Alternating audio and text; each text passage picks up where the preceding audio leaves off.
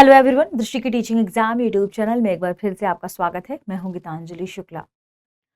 जैसा कि आप सभी जानते हैं, हम यहाँ एनटीए द्वारा कंडक्ट यूजीसी नेट एग्जाम्स के प्रीवियस ईयर क्वेश्चंस पर चर्चा कर रहे हैं।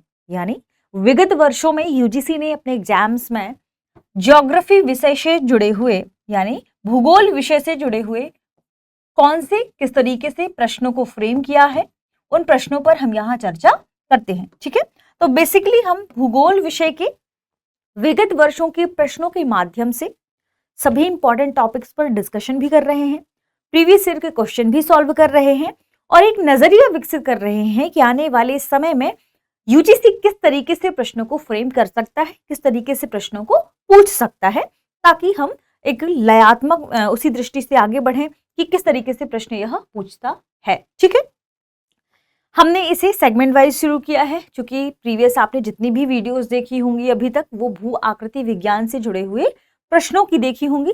यानी अभी हम जिन विषय पर या जिस एक पूरा सेगमेंट जो हमने उठाया है वह उठाया है जियोमॉर्फोलॉजी, ये भू आकृति विज्ञान।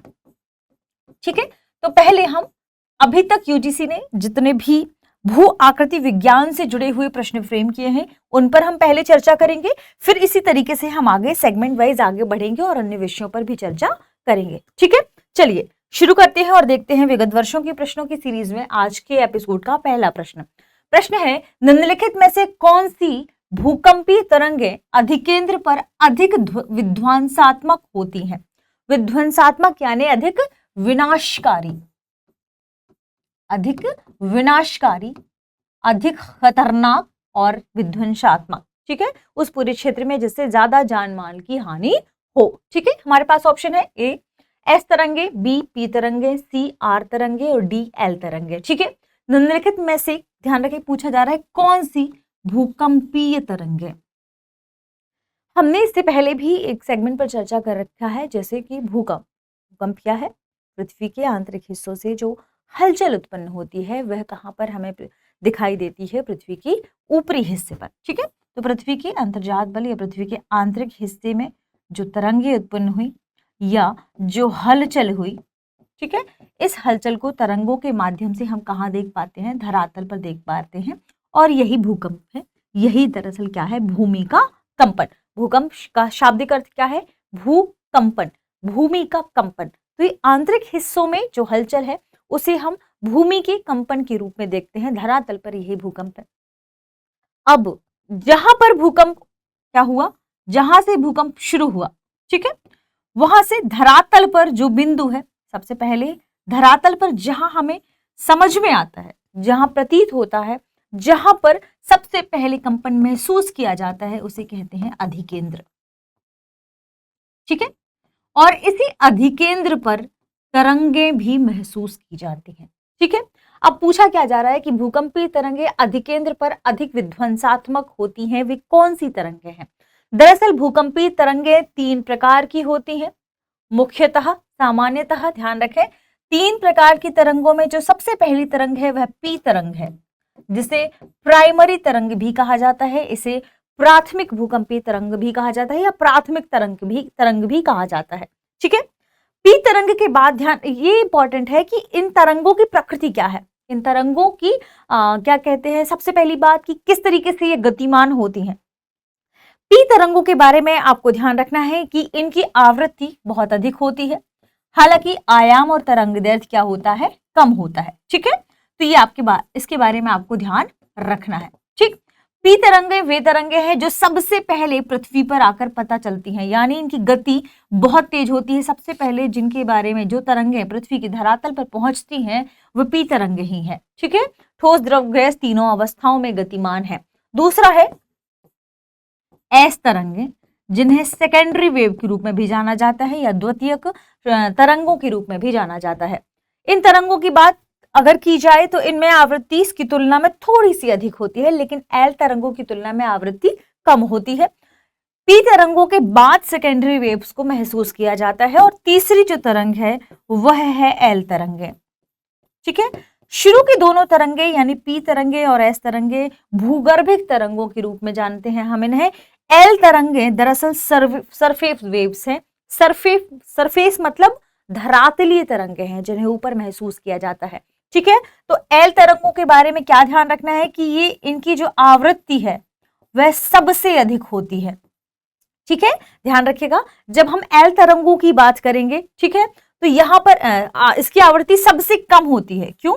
जो पी तरंग है इसकी आवृत्ति अधिक है, लेकिन इनका जो आयाम है वह कम है, तरंग दैर्घ्य कम है।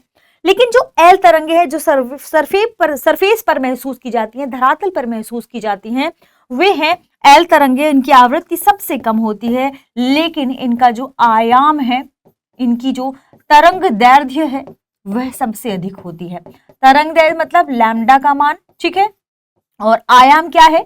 देखिए, वेव्स कुछ इस तरीके से गति करती है ना, तरंगे।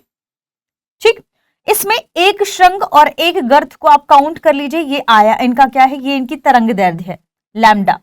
ये क्या है? तरंग दैर्घ्य, लैम्डा। ठीक है, ये लैम्डा, ये सबसे ज्यादा होता है एल तरंग। जितनी ज्यादा वेव्स ये आगे बढ़ेंगी, ध्यान रखिए दूसरी बात, आवृत्ति कम है लेकिन आयाम इनका अधिक है।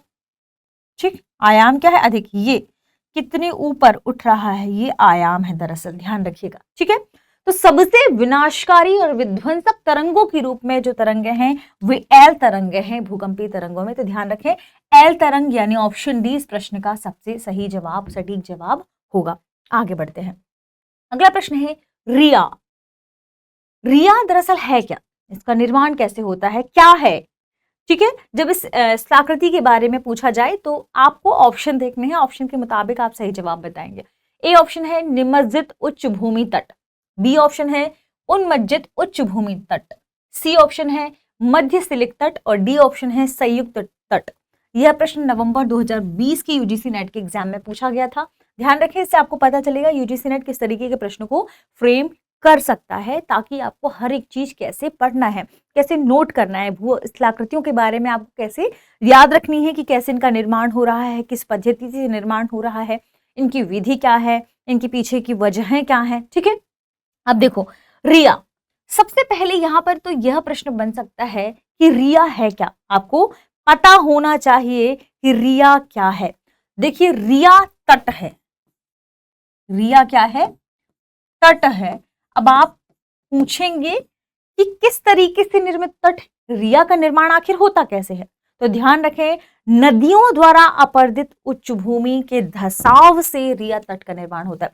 नदियों द्वारा अपर्दित, मान लीजिए कि यह पर्वतीय क्षेत्र है, यहां सागरीय तल है। ठीक है,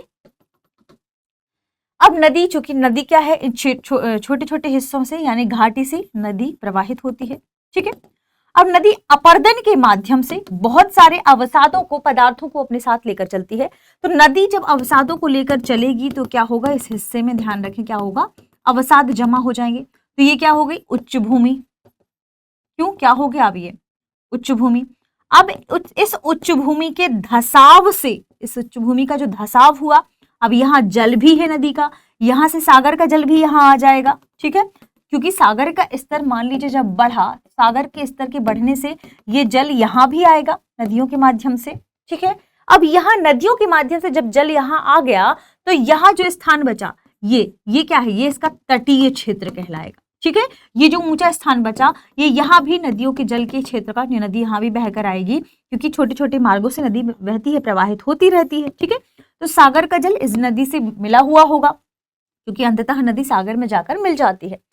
अब यह जो उच्च भूमि है, ठीक है, और यह उच्च भूमि है जिस यह ऊपर उठी, यह धस गया यह हिस्सा, अब यहां से ये जल भरा है, यहां भी जल भरा है, ये इसके लिए क्या है? तट हो गया, और यही तट रिया तट है। यही तट क्या है? रिया तट है। आपने देखा होगा कि जहां नदी प्रवाहित हो रही है, बीच बीच में कुछ छोटे छोटे लोगों के घर भी बने हुए हैं, कुछ ऐसे क्षेत्र भी हैं जो सागर, मान लीजिए बहुत विस्तार से सागर तल है, सागर है, और ठीक इसके पहले, सागर के ठीक पहले महाद्वीपीय भाग है, या आप कह सकते हैं स्थलीय भाग है। उस स्थलीय भाग में भी नदियां अलग अलग जगहों से प्रवाहित होकर आगे की ओर बढ़ती हैं। वे नदियां प्रवाहित होकर जाकर सागर में मिलती हैं, लेकिन कई बार नदियां जो प्रवाहित हो रही हैं उनके बीच बीच में टापू, टीले नुमा आकृति बनी होती है, ऊंची ऊंची भूमि। इसी उच्च भूमि को रिया तट कहते हैं, जो उस नदी के लिए क्या है, उस नदी से जो जल प्रवाहित हो रहा है या जो सागर का जल स्तर बढ़ने से नदी के पास जो जल आएगा, उस स्थल भूमि तक नदी तक जो जल आएगा, तो वहां जो उच्च भूमि है वे क्या है, उसके लिए रिया तट है। ठीक है, तो ये ध्यान रखिए, रिया तट एक प्रकार की उच्च भूमि है जो धसाव के माध्यम से बनेगी। और ये ध्यान रखना है कि जहां पर नदी, सागर और नदी का कॉम्बिनेशन होगा, जहां ये मिलेंगे, वहां पर जो उच्च भूमि होगी उसे ही रिया तट कह दिया जाता है सामान्य भाषा में। ठीक है, अब यहां पूछा जाएगा कि निम्नलिखित में से किन वजहों से रिया तट का निर्माण होता है। रिया तट का निर्माण हो रहा है दरअसल, देखिए, निमज्जित उच्च भूमि तट के रूप में, यानी ये उच्च भूमि यहां पर है और जैसे ही इसका जल स्तर बढ़ा, जल स्तर के बढ़ने से यह क्षेत्र क्या हो गया, उच्च भूमि वाला जो क्षेत्र है वह क्या हो गया, निमज्जित हो गया, इसका निमज्जन हो गया। जल स्तर बढ़ने से इस क्षेत्र का क्या हो गया, निमज्जन हो गया, यहां जल भर गया और इसके निमज्जन से अब इस तट का निर्माण हो रहा है। इस वजह से इसे क्या कहा जाता है, निमज्जित उच्च भूमि तट कहा जाता है। ठीक है, तो इस प्रश्न का सही जवाब क्या होगा, ऑप्शन ए, निमज्जित उच्च भूमि तट। ठीक है, तो ये था हमारा इस प्रश्न का सही जवाब। ठीक है, चलिए आगे बढ़ते हैं और अगले प्रश्न को देखने की कोशिश करते हैं। अभी ध्यान रखें, रिया तट निमज्जित उच्च भूमि क्षेत्र है। जब आपसे पूछा जाए उन्मज्जित उच्च भूमि, मतलब क्या होगा कि अब यह स्तर नीचे की ओर जाएगा, तो ये जो हिस्सा है उच्च भूमि है, यह क्या होगा, यह ऊपर की ओर उठी हुई दिखाई देगी और ऊपर दिखाई देगी जब सागर का जलस्तर नीचे की ओर जाता है। तो ठीक है, अभी सागर का जलस्तर ऊपर बढ़ रहा है, तो यह हिस्से क्या हो रहा है, इस हिस्से का क्या हो रहा है, निमज्जन हो रहा है। इस वजह से इसे क्या कहा जाता है, निमज्जित उच्च भूमि तट कहा जाता है। आई होप ये कंसेप्ट आपको क्लियर हो गया होगा। ठीक है, चलिए आगे बढ़ते हैं। अगला प्रश्न है, हवा की दिशा के समकोण की ओर हवा प्रवाहित हो रही है। हवा की दिशा क्या है, ये। ठीक है, अब हवा की दिशा के समकोण यानी 90 डिग्री, 90 डिग्री यानी लंबवत ना। ठीक है, अब यहां कोई स्थलाकृति बन रही है। अब देखते हैं कि क्या पूछा जा रहा है। हवा की दिशा के समकोण की ओर उन्मुख दीर्घित रिज के रूप में निर्मित बालू टिब्बों को कहा जाता है। बालू टिब्बों की जैसे ही बात आती है, यानी अपर्दन किसके द्वारा हो रहा है, पवन के द्वारा हो रहा है, मरुस्थलीय क्षेत्र की बात की जा रही है। तो यहां क्या निमज्जित, ध्यान रखें इसमें क्या लिखा, उन्मुख दीर्घित रिज, उन्मुख, इसकी ओर उन्मुख दीर्घित रिज नुमा बालू टिब्बों का निर्माण हो रहा। बालू टिब्बे भी ध्यान रखिएगा किस तरीके से, हवा की दिशा के लंबवत, इस तरीके से। ठीक है, अब पूछा जा रहा है कि बालू टिब्बों को क्या कहा जाता है। हमारे पास ऑप्शन है, option A star dunes, option B बरखान, ऑप्शन सी है अनुप्रस्थ ड्यून्स और ऑप्शन डी है सीफ्स।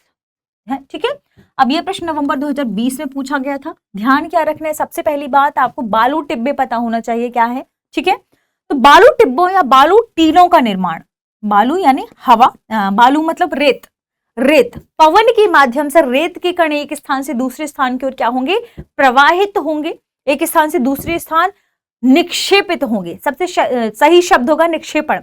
एक स्थान से दूसरे स्थान पर क्या हो रहा है, हवा स्थानांतरित होकर प्रवाहित होकर जा रही है, कहीं ना कहीं इसका निक्षेपण होगा। ठीक है, तो बालू के टीलों का निर्माण कैसे होता है, ये ध्यान रखें। बालू के टीलों का निर्माण होता है अगर बीच में अवरोध आ जाए, है ना। बालू के कण जो एक स्थान से दूसरे स्थान प्रवाहित हो रही है, यदि उनमें अवरोध आ जाए तो बालू के टीलों का या टिब्बों का निर्माण होगा। तो अवरोध की उपस्थिति के कारण पवन बालू के कणों को क्या कर देगी, यहां पर निक्षेपित कर देगी, यहां पर इकट्ठा कर देगी कणों को। अब ये कण इकट्ठे होते होते होते होते, ठीक है, 90 डिग्री यानी लंबवत यानी अनुप्रस्थ। ठीक है, ध्यान रखें 90 डिग्री यानी लंबवत यानी अनुप्रस्थ। अब देखिए ऑप्शन में कहां पर है, कौन सी, अनुप्रस्थ टिब्बे या अनुप्रस्थ टीले, जिन्हें अनुप्रस्थ ड्यून्स कहा जाता है।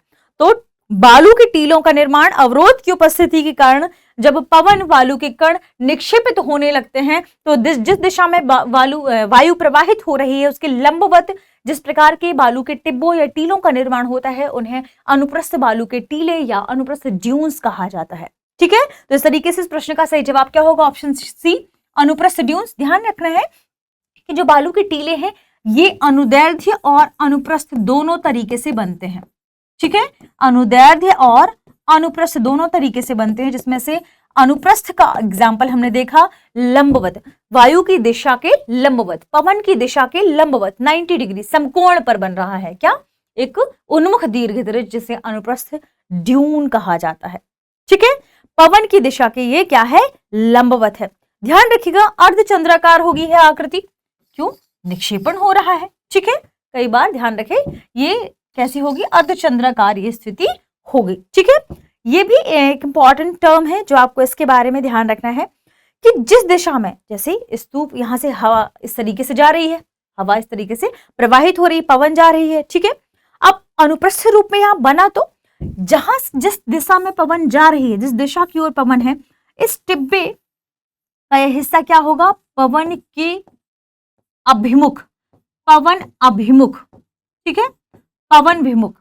ध्यान रखें, अब यहां से पवन क्या हो रही है, जा रही है, तो पवन के अभिमुख, और दूसरा हिस्सा क्या होगा, पवना, दूसरा हिस्सा होगा पवना विमुख, पवन की दूसरी ओर, पवन की दूसरी ओर, जिस तरफ से जा रही है पवना विमुख, माफ कीजिएगा, पवना अभिमुख, और दूसरी तरफ जहां पर पवन नहीं है, क्योंकि डायरेक्शन तो ये है पवन का, तो ये पवन अभिमुख, पवन की ओर इसका मुख है, और दूसरा ऑपोजिट में होगा पवना विमुख या पवना विमुख, जिसकी उल्टा।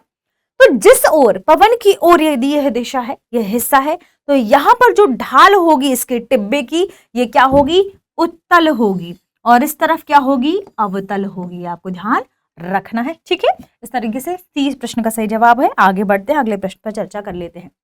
अगला प्रश्न है, निम्नलिखित में से कौन सी भू आकृति निर्माण की रीति के आधार पर दूसरों से भिन्न है। देखिए, एक तो भू आकृति, ठीक है, दूसरी बात यह है निर्माण की रीति के आधार पर, यानी किस तरीके से निर्माण होता है, क्या पद्धति है, इसके आधार पर यह दूसरों से भिन्न है, ठीक है। ऑप्शन क्या है, ऑप्शन ए है रैपिड्स, ऑप्शन बी है एस्कार्पमेंट, ऑप्शन सी है क्वेस्टार, और ऑप्शन डी है ड्रिप स्टोन्स, ठीक है। ध्यान रखें, अब इन प्रश्नों की यदि हम बात करें तो देखिए कुछ शिलाकृतियां ऐसी हैं, जैसे रैपिड्स की बात की जाए, नदियों के माध्यम से आगे बढ़ेंगे, क्योंकि यह है क्या, क्षिप्रिका, ठीक है। जैसे आप आगे बढ़ेंगे तो आपने क्षिप्रिका शब्द सुना होगा, रैपिड्स, इसी को क्षिप्रिका कहते हैं हिंदी में, ठीक है। रैपिड्स का निर्माण होता कैसे है, रैपिड्स यानी आप नदियां प्रवाहित हो रही, नदियों का जल प्रवाहित हो रहा है, कम ऊंचाई से जब नदी का जल प्रवाहित होकर क्रमबद्ध रूप से आगे बढ़ता है, कम ऊंचाई से प्रवाहित होकर क्रमबद्ध रूप से आगे बढ़ता है, तो इस प्रकार से निर्मित शिलाकृति को हम कहते हैं रैपिड्स, क्षिप्रिका कहते हैं, ठीक है। तो ये नदियों के द्वारा निर्मित है, ठीक है। एस्कार्पमेंट की बात करें, हम बात करें एस्कार्पमेंट यानी ढलान की बात कर रहे हैं, तो जब ढलान की बात की जाएगी तो ध्यान रखना है ये भी किसके माध्यम से निर्मित हो रहा है, कहीं ना कहीं नदियों द्वारा प्रवाहित होने की वजह से, ठीक है। ये एक पर्टिकुलर पद्धति है, ठीक है, इसके निर्माण की। क्वेस्टार की बात करें, सेम प्रोसेस है इसकी भी, लेकिन जब ड्रिप स्टोन की बात आती है तो इसकी पद्धति अलग है, यह भौम जल से निर्मित होता है। ड्रिप स्टोन में ध्यान रखें कि जो सूखी गुफा होती है, उस गुफा में धीरे धीरे छोटे छोटे रिसकर जब ड्रॉप नीचे गिरती हैं, और उस ड्रॉप के नीचे गिरने से चूने पत्थर के निर्माण होता है। ध्यान रखें, जब सूखी गुफाओं के छत से पानी के टपकने से चूना का जमाव होता है, ठीक है, चूना का जमाव होता है, और इससे जो निर्मित होती है शिलाकृति उसे कहते हैं ड्रिप स्टोन्स। कैसे पत्थर जो ड्रिप के माध्यम से निर्मित हो, और वहां पर जो पत्थर निर्मित होते हैं किसके माध्यम से निर्मित होते हैं, चूने के माध्यम से निर्मित होते हैं, ठीक है। तो सूखी गुफाओं के छत से पानी के टपकने से या टपकते हुए जल से जब चूने के जमाव से किसी शिलाकृति का निर्माण होता है तो उसे कहते हैं ड्रिप स्टोन्स कहते हैं, ठीक है, ध्यान रखिएगा। तो यह जो प्रोसेस सबसे अलग है वो चौथे की है, ड्रिप स्टोन्स की है। तो निर्माण की रीति के आधार पर ड्रिप स्टोन क्या है, अलग तरीके से निर्मित होता है। ऑप्शन डी इस प्रश्न का सही जवाब है। आगे बढ़ते हैं, अगला प्रश्न है, सूची 1 को सूची 2 से सुमेलित कीजिए, ठीक है। ध्यान रखें, जब सूची और मिलान वाले शब्द आते हैं तो आपको उनके बारे में सटीक पता होना चाहिए। यदि आपको नहीं पता होगा, क्योंकि वो तथ्यात्मक है, अगर आपको नहीं पता होगा आप उस प्रश्न को डील नहीं कर पाएंगे। लेकिन एक और इंपॉर्टेंट बात, जब सूची वाले सही जोड़ी वाले प्रश्न आते हैं तो कम से कम एक के बारे में तो आपको पता होना चाहिए। एक के बारे में भी यदि आप सही और सटीक अनुमान लगा लेंगे तो वह उस प्रश्न को आप डील कर पाएंगे आसानी से, एलिमिनेशन मेथड से। ठीक है, देखिए सूची 1 में आपके सामने लिखा है मोरेन्स, गाद या सिल्ट, लोएस, ड्रिपस्टोन। सूची 2 में है पवन, हिमनद, ग्लेशियर, भौमजल, नदी। कुल मिला के बात ये पूछी जा रही है सूची 1 में कि कुछ स्थलाकृतियां हैं जिनका निर्माण निम्नलिखित में से किसके माध्यम से होता है, और इन दोनों सूची के मिलाकर आपको नीचे दिए गए विकल्पों में से सही उत्तर का चयन करना है। ऑप्शन आपको small a b c d के रूप में दिया हुआ है। अब देखते हैं कि क्या इसका सही जवाब होगा। देखो, अभी हमने ड्रिपस्टोन के बारे में पढ़ा। ड्रिपस्टोन में हमने क्या पढ़ा, भौमजल के माध्यम से इसका निर्माण होता है। यदि यहां पर आपके पास ऑप्शन में दिया है तो आप सीधे क्लिक कर दीजिए, ड्रिपस्टोन यानी भौमजल यानी 3। अब आप देखिए ऑप्शन में आपके पास कहां पर डी के लिए 3 दिया हुआ है, ऑप्शन ए में ही दिया हुआ है। तो इस तरीके से इस प्रश्न का सही जवाब ए ही हो जाएगा, बिल्कुल ऑप्शन ए। ठीक है, अब थोड़ा सा हमें पता होना चाहिए इनके बारे में, इसलिए हम थोड़ा सा इनके बारे में जान लेते हैं। देखिए, जब हम बात करें लोएस के बारे में, लोएस का निर्माण होता है पवन के माध्यम से। पवन के माध्यम से छोटे छोटे बालू, रेत के टुकड़े एक स्थान से दूसरे स्थान पर बहाकर लाए जाते हैं, तो कहीं जाकर ये क्या होते हैं, निक्षेपित हो जाते हैं। और जब पवन द्वारा अपर्दन के माध्यम से छोटे छोटे बालू के कण जो लाए जाते हैं, ये एक जगह क्या होते हैं, निक्षेपित होते हैं। तो पवन के द्वारा निक्षेपित बालू के कण से जो मैदान निर्मित होते हैं उन्हें लोएस कहा जाता है। चीन के आसपास वाला क्षेत्र काफी फेमस है इसके लिए। देखिए, लोएस को आपको किससे मिलाना है, पवन से मिलाना है, ऑप्शन ए से। देखते हैं क्या सी में ए है, बिल्कुल यह आंसर भी हमारा सही हो जाएगा। गाद या सिल्ट का निर्माण होता है नदियों के माध्यम से। ठीक है, जब हम बात करते हैं कि सिल्ट, गाद, रेत, ये सब चीजें, बजरी, ये सब इकट्ठी होती है छोटी छोटी, उन्हीं में गाद और सिल्ट भी होता है, ध्यान रखें। तो नदियों के माध्यम से, अपर्दन के माध्यम से जो अवसाद निर्मित होते हैं, इसमें भी निक्षेपण शामिल होता है। यहाँ तो गाद सिल्ट का निर्माण होगा किससे, नदियों के माध्यम से। बी का 4 ये भी सही है। अब बचता है मोरेन। दरअसल मोरेन्स का निर्माण हिमनद के माध्यम से होता है, यहाँ यह ऑप्शन भी सही हो जाएगा। इस तरीके से इस प्रश्न का सही जवाब क्या होगा, ऑप्शन ए होगा। ठीक है, तो हमने कुछ और खास प्रश्नों को हल किया, उन्हें समझने की कोशिश की, उससे जुड़े हुए तथ्य देखे। मिलते हैं हमारे अगले एपिसोड में। आप सभी सब पढ़ते रहें, रिवीजन करते रहें। जो भी आपके अंदर प्रश्न हो, आप कमेंट बॉक्स में प्रश्न जरूर दीजिएगा, हम उसका जवाब अगले इसमें चर्चा में लाएंगे। ठीक है, शुक्रिया।